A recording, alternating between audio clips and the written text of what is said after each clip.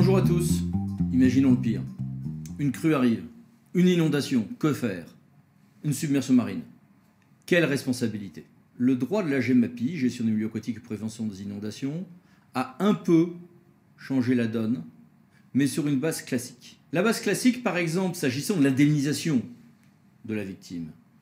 Pas le pénal, l'indemnisation de la victime. Eh bien, on est sur une base classique. On va répartir, en fonction des fautes de chacun, l'indemnisation du préjudice subi. Oui. Mais on a un grand nombre d'acteurs dans ce domaine. Par exemple, on peut avoir des associations syndicales autorisées, qui sont des personnes de droit public et qui, à ce titre, auront un régime de responsabilité à quelques spécificités. On aura le riverain. Riverain qui peut avoir fait des bêtises, qui peut avoir commis des fautes qui vont être à l'origine du dommage, ou au contraire, si c'est lui qui est victime, donner lieu à exonération totale ou partielle de responsabilité.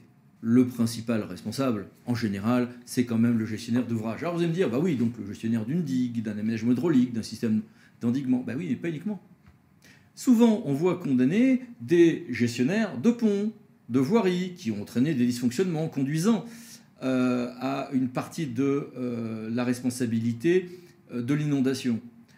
Parfois, ce seront les gestionnaires de canalisation d'eau pluviale. Et on se retrouve donc avec une très grande foultitude de responsabilités, de cas particuliers très compliqués à systématiser. Autre élément dominant, nous sommes dans une matière où il y a un grand nombre de décisions de police à prendre. Et les autorités de police, que sont le maire et le préfet, se retrouvent souvent en première ligne. Sauf qu'autrefois, très souvent, on tombait sur la commune, on accusait la commune au contentieux, à la fois pour la négligence éventuelle dans l'usage de ses pouvoirs de police et pour sa responsabilité dans la compétence GEMAPI, l'usage de ses ouvrages de voirie ou autres. Or aujourd'hui, on va avoir un gestionnaire d'ouvrage de voirie qui ne sera pas forcément le même que celui pour les eaux pluviales, qui ne sera pas forcément le même que pour les ouvrages GEMAPiens, qui ne sera pas forcément le même que celui qui sera titulaire de l'autorité des pouvoirs de police.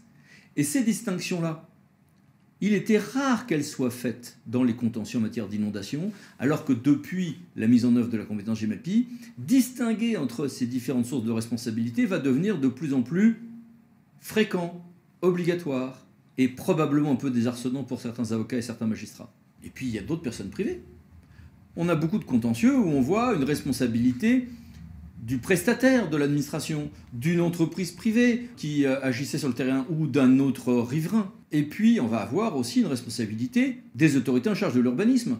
Déclarer un terrain constructible alors qu'on est en zone où il y a un risque d'inondation, ou délivrer un permis de construire modificatif ou initial dans des lieux dangereux en la matière, et bien évidemment que ça entraînera une responsabilité de l'autorité en charge de l'urbanisme.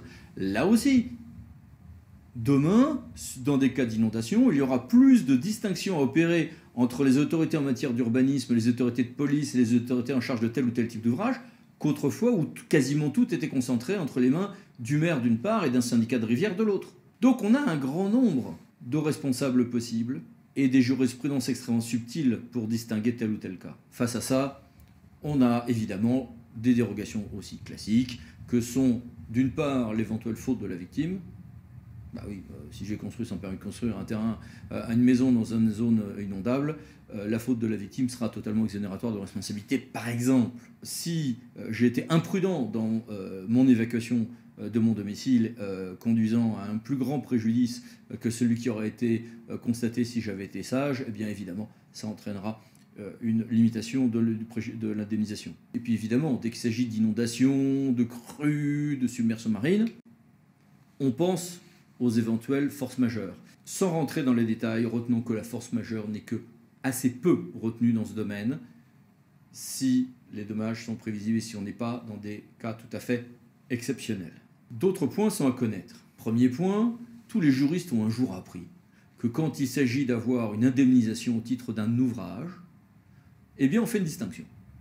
Est-ce que la victime était usagère du bien, auquel cas elle sera indemnisée si une faute a été commise?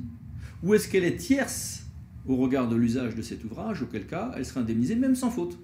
Eh bien ceci s'applique aux collectivités publiques et aux ASA en matière, évidemment, d'ouvrages, de voirie, de GEMAPI ou autres. Ce qui conduit là aussi à des choses assez subtiles. Quand le dommage, par exemple, vient d'un pont, d'un ouvrage d'eau pluviale ou autre, on peut se retrouver avec une indemnisation même sans faute des victimes, sous réserve évidemment qu'ils soient à protéger. Car, par exemple, la Cour administrative d'appel de Lyon récemment a bien confirmé que si on est dans un terrain non constructible, eh bien, il n'y a pas de droit à être protégé des inondations, par exemple. Et puis, il existe un cadre particulier de responsabilité pour les ouvrages que l'on aura bien classés dans la compétence GEMAPI, gestion des milieux aquatiques et prévention des inondations. Si on les a classés en GEMAPI, alors même qu'il peut y avoir plusieurs ouvrages, je veux dire, une digue peut servir sur une base de loisirs, peut servir pour la compétence GEMAPI, mais aussi peut-être un peu pour de l'eau, pour l'hydraulique rurale, etc. Mais si je l'ai classé en GEMAPI et que j'ai fait mon travail, j'ai fait mon système d'endiguement, j'ai fait mon étude de danger, j'ai fait mes notices d'utilisation quand j'ai besoin de les faire, eh bien j'aurai une sorte de présomption comme quoi j'ai fait mon travail, je n'ai pas fait de faute. Première spécificité. Deuxième spécificité, j'ai des dispositifs transitoires de protection de la responsabilité le temps du transfert des ouvrages tant que je n'ai pas encore eu le temps de faire mon système d'endiguement, et ça vient de la loi Fesneau-Ferrand de décembre 2017. Et puis j'ai d'autres spécificités en matière de GEMAPI. Premier élément, la responsabilité, presque dans tous ces domaines, vous le voyez, est pour faute. Et en général, c'est une faute simple. Responsabilité au titre des pouvoirs de police, presque toujours. Responsabilité au titre des ouvrages, sauf si la victime est tierce par rapport à l'ouvrage, etc. Mais il y a des cas où il y a une faute lourde pour que la responsabilité soit engagée. C'est essentiellement certains cas d'intervention de l'État au titre de ses pouvoirs de police, dans certains cas seulement, sur la police qu'il a sur les ouvrages, notamment. Autre élément, on a dans certains cas l'arrivée d'un autre mode de responsabilité dans ce jeu déjà bien compliqué, c'est la prise en compte de l'indemnisation pour rupture d'égalité devant les charges publiques. Ça concerne notamment les cas lorsque l'on va être conduit à accepter que telle ou telle zone devienne inondable et non pas pour en protéger d'autres, par exemple. Donc au total, un paysage qui peut sembler classique, mais qui en matière de crues d'inondation devient assez compliqué, et un plus grand nombre d'acteurs et d'interactions qu'avant, puisqu'encore une fois, la compétence GEMAPI s'est structurée un peu partout avec une architecture conduisant à distinguer le pouvoir de police, la gestion de tel ou tel type d'ouvrage, la gestion de tel ou tel type d'ouvrage. Par contre, il y aura moins de possibilités qu'avant de se renvoyer la balle entre l'amont et l'aval, puisque presque toujours les grands systèmes d'endiguement notamment seront faits sur des plus grandes échelles géographiques qu'avant la réforme de la GEMAPI. Ça, c'est pour l'indemnisation. Et puis à côté de ça, il y a aussi la question du pénal. Et sur le pénal, là, on en revient classiquement à la loi Fauchon. Alors c'est quoi la loi Fauchon du 10 juillet 2000 ? On distingue deux situations. Soit je suis la cause directe du préjudice, ce qui arrivera presque jamais, sauf, je sais pas moi, rupture d'une digue. Et là, à ce moment-là, la moindre faute, la moindre négligence, la moindre imprudence sera constitutive d'une infraction pénale, et en l'occurrence, ça sera souvent de l'homicide ou blessure involontaire, parfois des délits environnementaux. Et puis il y a une deuxième hypothèse. Je ne suis pas la cause directe du préjudice, car le plus fréquent. Et là, on va devoir distinguer. Est-ce qu'on a violé de manière manifestement délibérée une obligation particulière de sécurité, pouvant entraîner un risque grave et immédiat pour autrui? Auquel cas, la moindre négligence, la moindre imprudence entraînera indemnisation, peut-être, mais surtout responsabilité pénale. Ou est-ce qu'on est la cause indirecte et on n'a pas violé de manière délibérée une règle de sécurité? Ce qui sera presque toujours le cas en matière d'inondation, de crues, de submersion marine. Et dans ces cas-là, je suis peut-être, par mes agissements, par mes négligences, par mes imprudences, une cause indirecte. Mais je n'ai pas violé une règle identifiée de sécurité. J'ai fait mon étude de danger, j'ai fait mon système d'endiguement. Et ça a été rappelé en réalité par la loi, dans le cas particulier de la GEMAPI, par un article du Code de l'environnement, dont on se demande s'il s'applique ou pas au pénal, à vrai dire.